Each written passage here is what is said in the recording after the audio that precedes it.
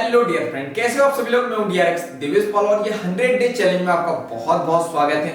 Congratulation सबसे पहले आपको कि इस 100 डे चैलेंज में आपने पार्टिसिपेट किया, आपने हिस्सा लिया और अपनी जर्नी को, आप अपनी लाइफ को ट्रांसफॉर्म करने के लिए तैयार हो। तो चलिए देखते हैं। बहुत सारी बातें की इससे पहले हम लोगों ने, बहुत सारे वादे मैंने अपने आप से किए, बहुत सारे वादे आपने अपने आप से किए। तो आगे की जर्नी स्टार्ट करते हैं और बात करते हैं नेक्स्ट डे की। तो आज का जो हमारा टॉपिक है वो है वेकअप, ब्रह्म मुहूर्त। हमें ब्रह्म मुहूर्त में उठना है। मैंने इससे पहले भी कहा था ये जो चैलेंज है बहुत इजी नहीं होने वाला है, लेकिन हम इसको स्मार्ट तरीके से करने वाले हैं। गधे जैसे जो है मजदूरी नहीं करने वाले, गधे जैसे मेहनत नहीं करने वाले हैं। अगर हमें अपने सपनों को पूरा करना है तो हमें कुछ तो अलग करना होगा, क्योंकि अगर मेहनत करने से सपने पूरे हो जाते, कामयाबी मिल जाती, तो आज हर कोई जो है कामयाब होता। आप किसी से पूछ लो कि आप मेहनत नहीं करते, हर कोई मेहनत करता है लेकिन सपने पूरे नहीं होते हैं।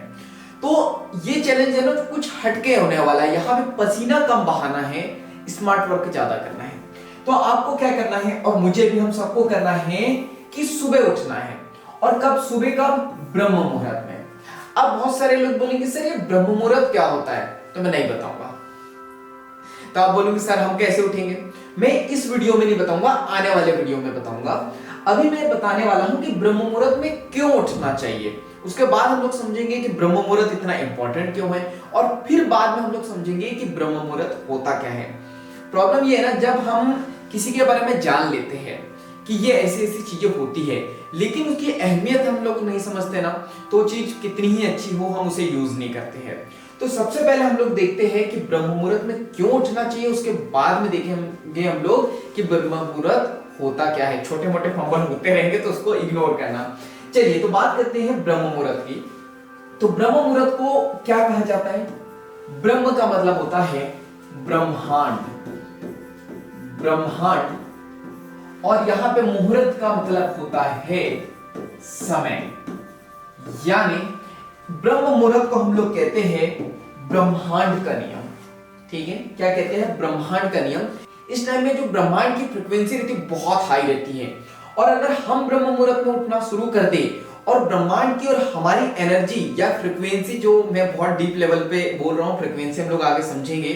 तो जब हम उठेंगे और ब्रह्मांड भी उठता है इस समय, तो ब्रह्मांड और हमारी एनर्जी आपस में मैच होगी ना, तो हम अपने सपनों को पूरा कर लेंगे। तो ब्रह्म मुहूर्त को कहा जाता है ब्रह्मांड का समय। तो इसी ब्रह्मांड के समय में हमें उठना है। इसी को कहते हैं पावर ऑफ क्रिएशन, यानी कि सृजन का समय।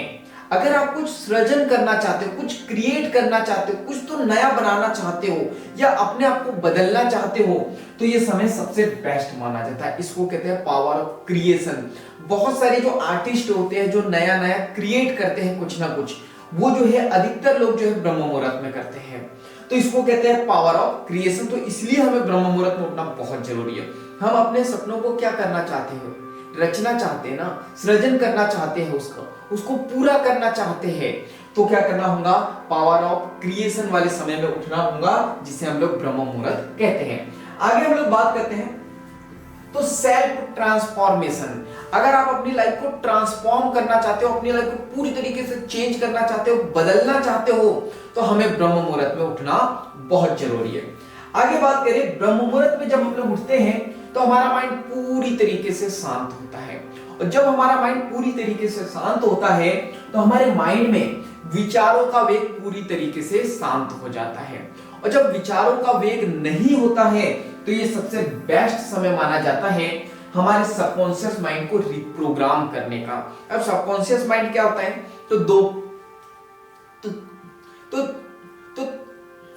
तो टू टाइप के माइंड होते हैं, एक कॉन्शियस माइंड और एक सबकॉन्शियस माइंड। अभी जो आप वीडियो देख रहे हो वो कॉन्शियस माइंड से देख रहे हो, पूरे जागृत होके, पूरे अवेयर होके। और सबकॉन्शियस माइंड क्या होता है? जो बैकग्राउंड में चलते रहता है। जितने भी आपने सपने देखे हैं वो स्टोरेज कहां है? सबकॉन्शियस माइंड में। तो पूरा भी कौन करेगा? Subconscious mind. लेकिन सबकॉन्शियस माइंड की प्रॉब्लम ये है कि बहुत आलसी है।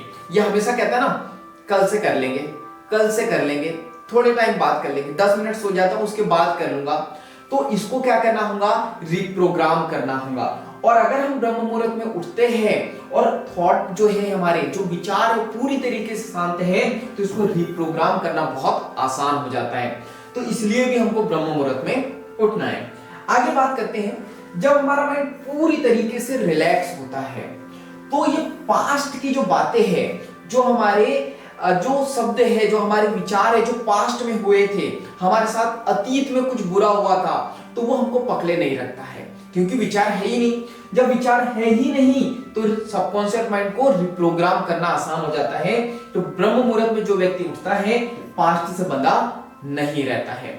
ब्रह्म मुहूर्त में उठने से माइंड में क्लैरिटी बढ़ जाती है कि मुझे क्या करना है लाइफ में और क्या नहीं करना। बहुत सारे लोगों को अपनी लाइफ का मीनिंग ही नहीं पता है कि उन्हें करना क्या है, या सुबह उठ के करना क्या है। बहुत सारे लोगों के पास में कोई गोल ही नहीं है कि सुबह उठ के मुझे करना क्या है, इसलिए वो दिन भर आलसी फैलाते रहते हैं। तो माइंड में माइंड में क्लैरिटी जो है बहुत ज्यादा बढ़ जाती है। इसके बाद बात करें, इंट्यूशन पावर बहुत ज्यादा बढ़ जाती है। ये इंट्यूशन पावर क्या होती है?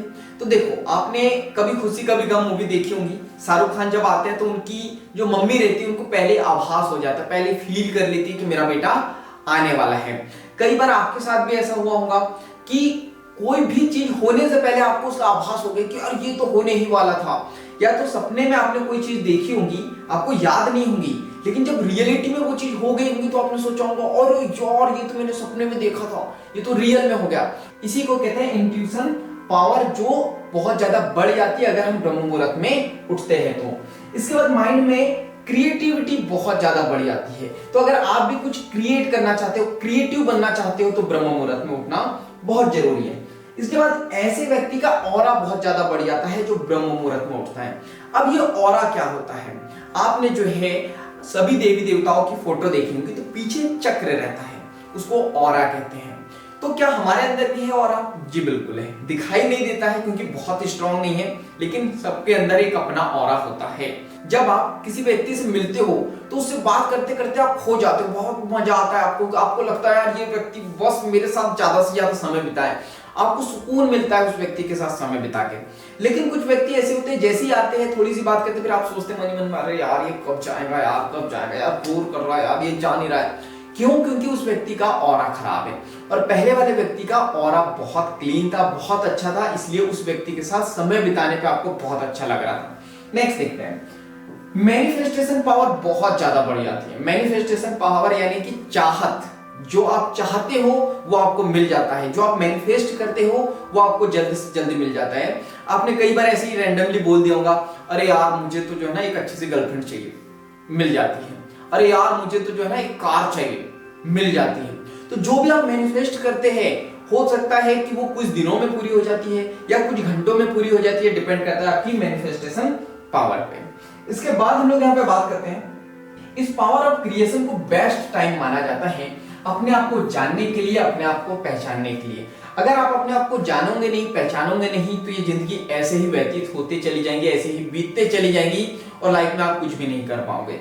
लाइफ में अगर कुछ करना है, कुछ अचीव करना है, कुछ पाना है, अपने सपनों को पूरा करना है, तो अपने आप को जानना होगा, अपने आप को पहचानना होगा। इसकी कोई किताब नहीं होती है, इसका कोई कोर्स नहीं होता है, इसका कोई वीडियो नहीं मिलेगा आपको। जब आप ब्रह्म मुहूर्त में उठते हो, अपने आप के साथ समय बिताते हो, तो अपने आप को धीरे धीरे जानने लगते हो। इसके बाद बात करें तो ये पावर ऑफ क्रिएशन, इस टाइम को बेस्ट टाइम माना जाता है मेडिटेशन के लिए। इसलिए बहुत सारे लोग बोलते हैं सुबह उठ के हमें मेडिटेशन करना चाहिए। क्यों? क्योंकि मेडिटेशन जब हम लोग करते हैं, मैंने कहा ब्रह्म मुहूर्त यानी ब्रह्मांड का समय, इस समय ब्रह्मांड की फ्रीक्वेंसी हाई रहती है और जब हम मेडिटेशन करते हैं ना तो हमारी फ्रीक्वेंसी भी हाई हो जाती है। और जब ब्रह्मांड और हमारी फ्रीक्वेंसी आपस में मिल जाती है तो हमारे अंदर एक अलग ही पावर आ जाती है, अलग ही एनर्जी आ जाती है, जिसकी वजह से हमारे जो सपने हैं वो बहुत जल्दी पूरे हो जाते हैं। इसके बाद बात करते हैं हम लोग स्टडी की। अगर आप स्टूडेंट हो और अगर आपको कोई एग्जाम क्रैक करना है या एग्जाम में बहुत अच्छे नंबर लाने हैं, तो आपको स्टडी करनी चाहिए ब्रह्म मुहूर्त में। ये सबसे बेस्ट समय होता है स्टडी के लिए।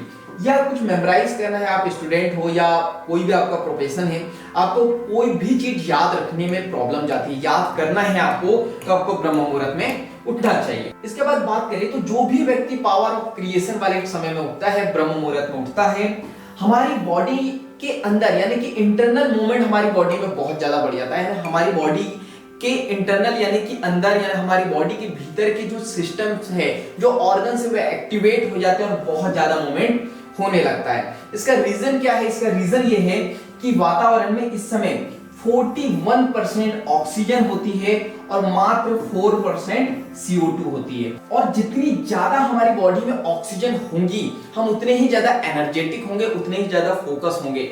और अगर हमारा फोकस बहुत ज्यादा है तो हमारे सपने जो है बहुत जल्दी पूरे हो जाते हैं।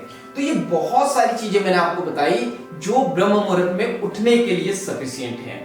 इसके बाद हम लोग बात करते हैं तो ब्रह्म मुहूर्त हमारी जो सर्केडियन रिदम होती है, जिसे हम लोग बायोलॉजिकल क्लॉक भी कहते हैं, इसको रिसेट करने के लिए भी जो है मोस्ट इंपॉर्टेंट मानी जाती है। बायोलॉजिकल क्लॉक या ये जो सर्केडियन रिदम है, इसको क्या कहते हैं, क्या होती क्या है ये बायोलॉजिकल क्लॉक? मैं आपको फील कराता हूं। चलो देखते हैं हम लोग ये सर्केडियन रिदम या तो बायोलॉजिकल क्लॉक क्या होती है। तो कई बार आपने देखा होगा, आप अपने आप से कह देते हो कि मुझे 4 बजे उठना है, मेरी ट्रेन है, आप उठ जाते हो।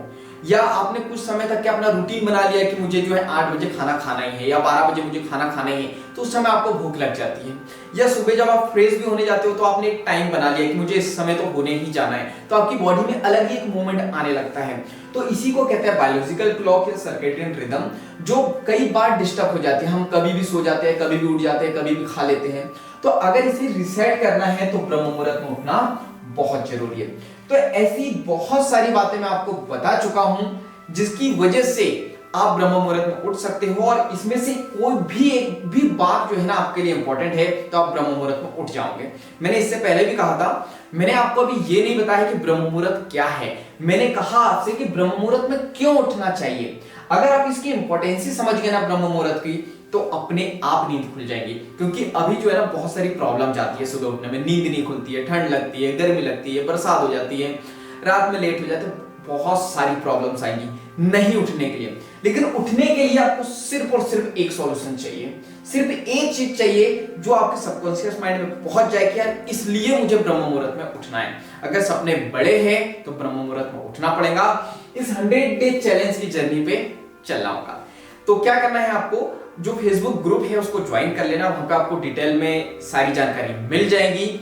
और आपको वहां पे रेगुलर पोस्ट करते जाना है कि आप इस 100 डे चैलेंज में पार्टिसिपेट किए हो और क्या कर रहे हो, क्या नहीं कर रहे हो, क्या प्रॉब्लम आ रही है, क्या प्रॉब्लम नहीं आ रही है। जैसे बहुत सारे लोग होंगे जो सुबह बहुत, या तो किसी की जॉब होंगी या कोई भी जो है एक जेन्युइन रीजन होगा जो उस वजह से वो काम नहीं कर पाएगा, तो उसका अल्टरनेट भी हम लोग ढूंढेंगे कि हम लोग क्या कर सकते हैं।